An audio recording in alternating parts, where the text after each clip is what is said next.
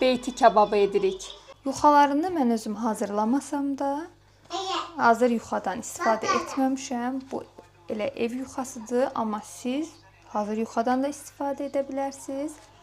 2 yuxa istifadə edəcəm və yuxanın bu tərəfinə əti yayacağam.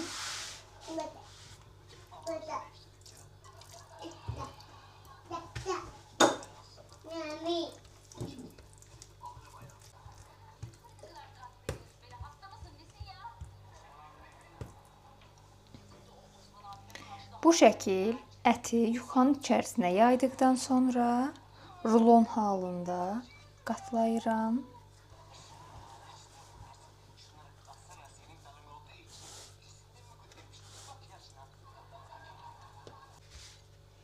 İkinci yuxaya keçirəm.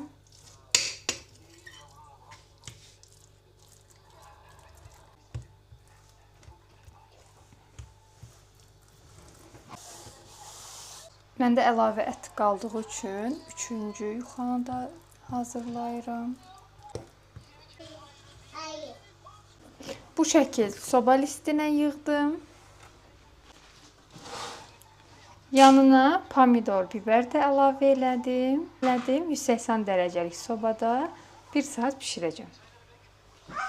Kebab dadı versin deyə balaca kömürün üzərinə yağ töküb qoyuram sobaya. Hazır olan beyti kebabımızın üzərinə qatığı əlavə edirəm. Hazırladığım sosu əlavə edirəm. Beyti kebabımız hazırdır.